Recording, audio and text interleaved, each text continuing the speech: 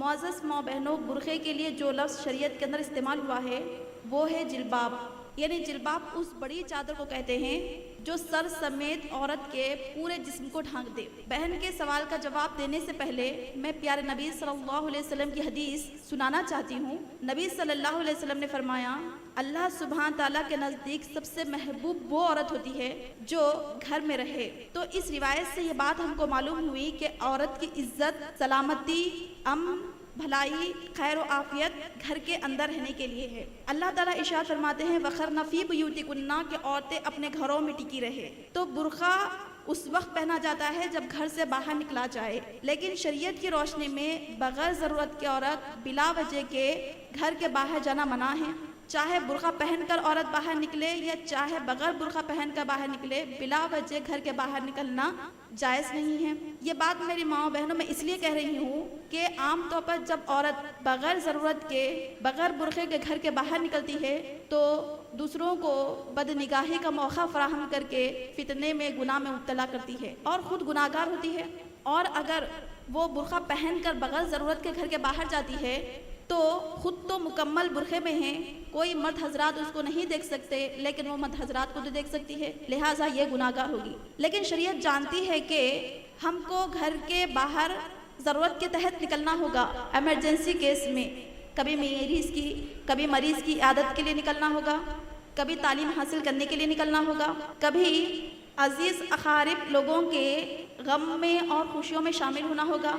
شریعت اس بات کو جانتی ہے کہ عورت کو ایمرجنسی کیس میں گھر کے باہر نکلنا ہوگا، تو شریعت عورت کے لیے گھر سے باہر نکلنے کے لیے کنڈیشن لگائی ہے کہ برقع پہن کر نکلے، مکمل اپنے آپ کو اس کیفیت میں ڈھانکے کہ سوائے آنکھ کے جسم کا کوئی حصہ نظر نہ آئے۔ تو قرآن مجید میں گھر سے باہر نکلنے کے لیے جو شرط لگائی گئی ہے وہ ہے برقع۔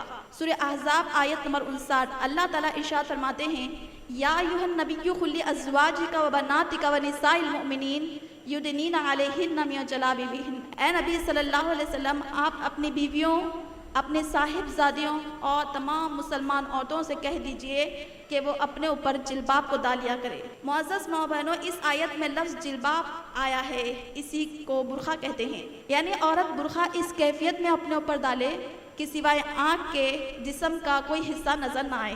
تو بہن کا سوال یہ ہے کہ آخر عورت کا برقع کیسا ہونا چاہیے؟ تو اس کے لیے میں بات یہ بتائی ہوں کہ شریعت نے عورت کو گھر کے اندر رہنے کا حکم دیا ہے۔ ضرورت کے تحت اگر عورت گھر کے باہر نکل رہی ہے تو برقع پہن کر نکلنا چاہیے، لیکن برقعے کی کیفیت کیا ہو؟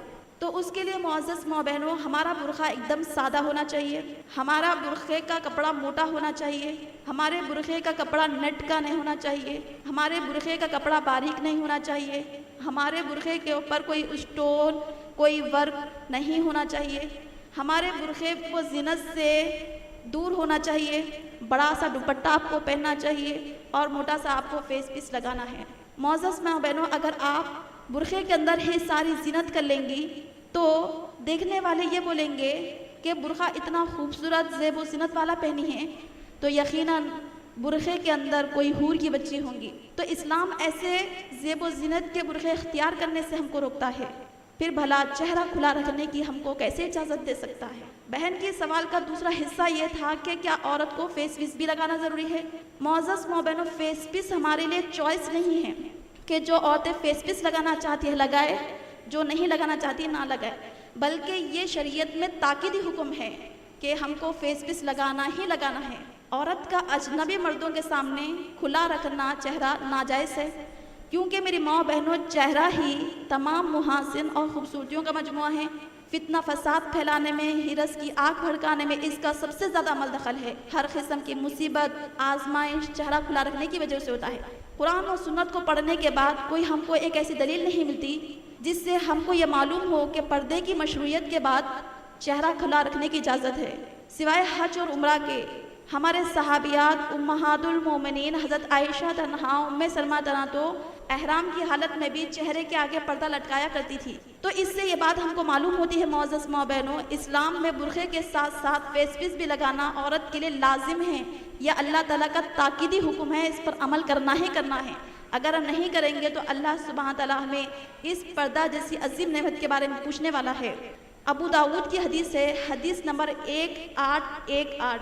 حضرت عائشہ تنہا کہتی ہے کان الرکبان یمرون بنا ونحن مع رسول اللہ صلی اللہ علیہ وسلم محرمات فإذا حاذوا بنا صدرت احدانا جلبابها من رأسها على وجهها فإذا جاوزنا كشفناه۔ حضرت عائشہ تنہا کہتی ہے سواروں کا قافلہ ہم میں سے گزرتا، جب ہم جناب نبی کریم صلی اللہ علیہ وسلم کے ساتھ حالت احرام میں ہوتی، جب مرد حضرات ہمارے سامنے آتے تو ہم چہرے کے آگے پردے کو لٹکا لیا کرتی تھی۔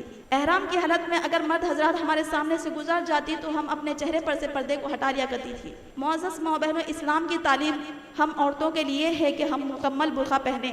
ہمارا برقع سادہ ہونا چاہیے، ہمارے برقعے پر کوئی اسٹون نہیں ہونا چاہیے، ہمارے برقعے کا کپڑا نیٹ کا نہیں ہونا چاہیے، کسی قسم کا کوئی ورک نہیں ہونا چاہیے، ساتھ ہی ساتھ ہم کو بڑا سا دوپٹہ پہنا ہے اور فیس پیس لگانا ہے۔